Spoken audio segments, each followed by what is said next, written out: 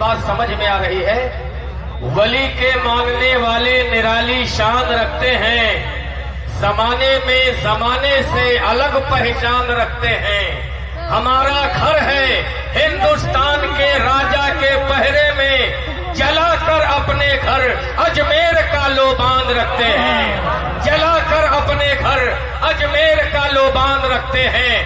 اور صوفی کے ماننے والے لاکھوں ہیں زمانے میں، نظامی والے لیکن الگ پہچان رکھتے ہیں۔ اب تو کہہ دیں میرے نظامی برادران زور سے یا رسول اللہ، پورا مجمع پیچھے والے بھی کہہ دیں یا رسول اللہ۔ حضرات، آپ مقدر کے سکندر ہیں کہ آج کے امسال عرس نظامی میں ہالینڈ سے چل کر آئے ہوئے مبلغ ہالینڈ حضرت علامہ مولانا فروغ القادری صاحب قبلہ، general secretary world Islamic mission Holland تشریف۔ انگلینڈ اس میں لکھا ہے ہالینڈ، میں تو جانتا ہی تھا لیکن مجھ کو کنفیوز ہوا کہ بھائی جس میں ہالینڈ لکھا تو انگلینڈ کیسے ہے؟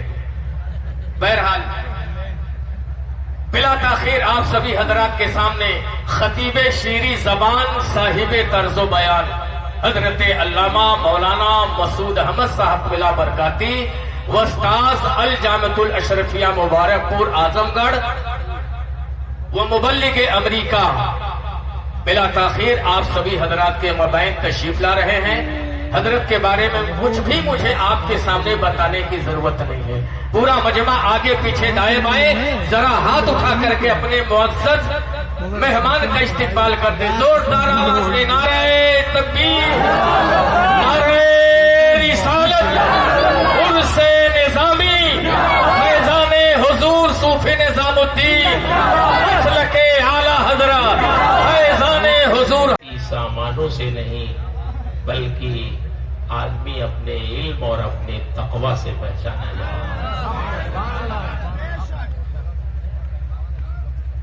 صوفی صاحب قبلہ علیہ الرحمہ کو میں بہت قریب سے جانتا ہوں، شاید عوام میں جو دور دراز کے لوگ ہیں وہ اتنے قریب سے نہیں جانتے۔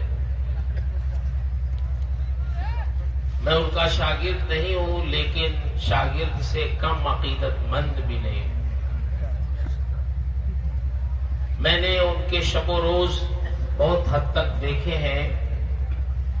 آپ یقین مانیں ہندوستان کے پیرانے طریقت پر بھی میری نگاہیں ہیں،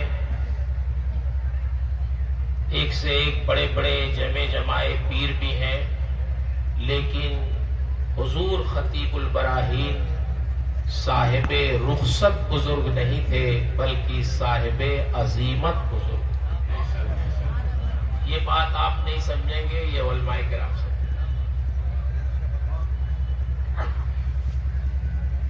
خطیب البراہین نے جس چیز کو جائز سمجھا اس کو اپنایا، اور جس کو ناجائز سمجھا اس کے لیے کوئی ہیلا کبھی تلاش نہیں کیا، کبھی نہیں تلاش کیا۔ اور سر سے پیر تک مکمل وہ نیک تھے۔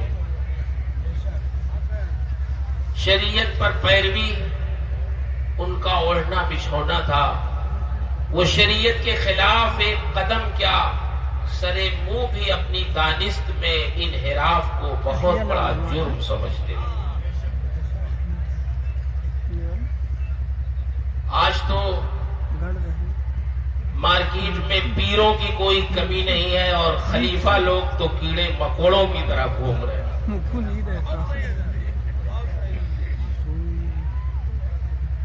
لیکن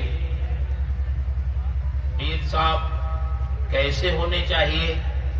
میں بہار اور بنگال جھارکھنڈ کے بارڈر پہ ایک ضلع ہے دیو گھر، وہاں مدھو پور ہے ایک جگہ، وہاں جلسے میں گیا تو لوگوں نے بتایا مجھے کہ مولانا صاحب ہمارے ایسے ہی پیر کی ضرورت ہے کہ بغیر نماز پڑھائے ہی جنت میں داخل کر دیں. ہم نے کہا تو ایسے پیر سے بھی تم لوگ مرید ہو جاتے ہو؟ کہا کچھ لوگ مرید ہو جاتے ہیں.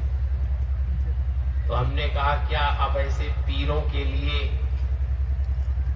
مولانا مسعود صاحب مبارک پور سے آئیں گے مناظرہ کرنے کے لیے؟ اتنا جلسہ جلوس تم لوگوں نے سنا تو کیا پیر صاحب کا جواب دینے کے لیے تم لوگ کافی نہیں ہو؟ کیا کہتے ہیں پیر صاحب نماز کے بارے میں؟ نہیں پڑھتے تو کہتے کیا ہیں؟ کہا مولانا صاحب دلیل وہ بڑی تگڑی دیتے ہیں. کیا دلیل دیتے ہیں؟ کہا وہ کہتے ہیں کہ اس زمین پر میں نماز کیا پڑھوں، اس زمین کو تو ابلیس نے اپنے سجدوں سے ناپاک کر دیا. اب یہ میرے لائق نہیں رہ گئی. کوئی ایسی جگہ نہیں ہے جہاں ابلیس نے سجدہ نہ کیا ہو، تو یہ تو ناپاک ہو گئی. اب میں کہاں نماز پڑھوں؟ یہ دلیل دیتے ہیں وہ پیر صاحب. نے کہا ارے اللہ کے بندو، اب اس کے لیے کوئی مناظرہ اور کسی عالم کی ضرورت ہے؟ کچھ نہ کہو تو اتنا کہہ دو کہ پیر یہی وہ زمین ہے جس پہ سید الانبیاء نماز پڑھتے تھے، جس پر صحابہ کرام نماز پڑھتے تھے، جس پر تابعین نماز پڑھتے تھے، جس پہ محدثین نماز پڑھتے تھے، جس پر حضور غوث الاعظم نماز پڑھتے تھے، خواجہ غریب نماز پڑھتے تھے، اور آج تک پوری امت مسلمہ جس پہ نماز پڑھتی آئی ہے. آپ کے لیے زمین ناپاک ہو گئی ہے؟ نہیں نہیں، زمین ناپاک نہیں ہوئی ہے، آپ ناپاک ہو گئے. میرے بھائیوں، جس زمانے میں ایسے ایسے پیر مارکیٹ میں گھوم رہے ہوں، خطیب البراہیم جیسے پیر کو اگر کوئی دیکھے تو محسوس کرے گا کہ اللہ اکبر، وہ زمین پہ چلتی پھرتی نبی کریم صلی اللہ علیہ وسلم کے اسوہ حسنہ کی ایک تصویر تھے. حقیقت حال یہ ہے، میں آپ کو بتاؤں، ایک بار میں ایک شادی میں آیا، حضرت بھی اس شادی میں تشریف لائے نکاح پڑھانے کے لیے. حضرت مولانا تبارک صاحب مرحوم، اللہ ان کو غریق رحمت فرمائے، ان کے بہن کی شادی تھی، اور جس بچے سے شادی ہونی تھی وہ میرا شاگرد تھا. تو میں بھی آیا، حضرت بھی تشریف لائے نکاح پڑھانے کے لیے. تو اس زمانے میں علماء کرام سے ذرا گزارش کرتا ہوں، ذرا غور فرمائیں. مولانا حبیب الرحمان صاحب حضرت تشریف لائے شادی میں. تو اس زمانے میں ایک بہت بڑے مفتی صاحب کا سفر افریقہ ماہنامہ اشرفیہ میں چھپا تھا. صوفی صاحب علیہ الرحمہ نے وہ ماہنامہ پڑھا اور سفر بھی پڑھا ان کا. تو مجھ سے پوچھنے لگے کہ کیا سیمینار میں تصویر کے مسئلے میں کوئی نرمی ہوئی ہے؟ کیا فوٹو کھینچانے کی کچھ اجازت ہوئی ہے کہیں آنے جانے کے لیے؟ تو میں نے کہا حضور، میری یادداشت میں تو حج فرض کے علاوہ کے لیے اور جو یہ آئی ڈی وغیرہ ہے ضرورت حاجت کے علاوہ کے لیے تو اور کی اجازت ابھی فقہائے کرام نہیں دیتے.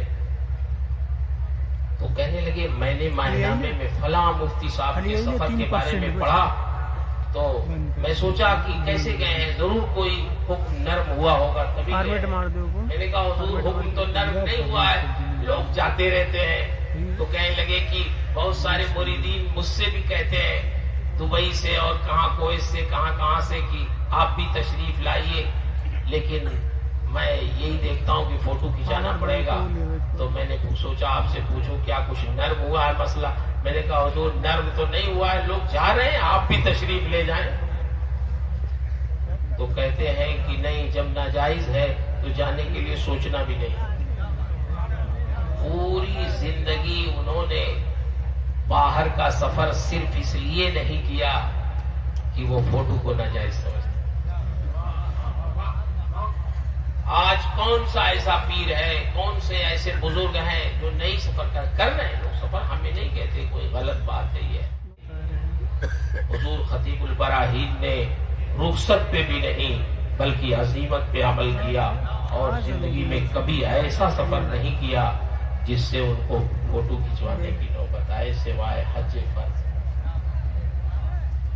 وہ کبھی گنجائش نہیں تلاشتے تھے، اور لوگ تو آ رہے ہیں جا رہے ہیں، حالانکہ وہ حاجت ہے ضرورت ہے کیا وہ تو وہ جانے، لیکن صوفی صاحب علیہ الرحمہ نے بالکل شریعت پہ عمل کیا اور یمین و شمال کبھی متوجہ نہیں۔ پوری زندگی، کتنی عمر میں انتقال ہوا حضرت؟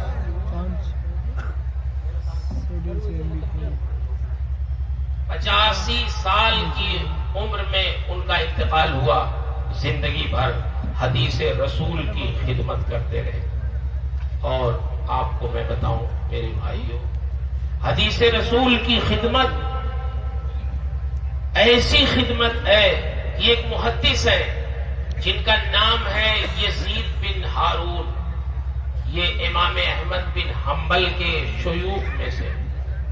مسلم شریف میں صحیح مسلم کی سندوں میں یزید بن ہارون آتے ہیں، اور امام احمد بن حنبل ان کے شاگردوں میں سے ہے۔ امام احمد بن حنبل جیسے ناقد حدیث، امام وقت، مجتہد وقت، ولی کامل جس کے شاگرد ہوں، ان کی شان کتنی بلند ہوگی۔ 80 سال تک یزید بن ہارون نے نبی کریم صلی اللہ علیہ وسلم کی احادیث کریمہ کی خدمت کی، حدیث پڑھایا۔ ان کے بال سفید ہو گئے تھے، ان کی داڑھی سفید ہو گئی تھی۔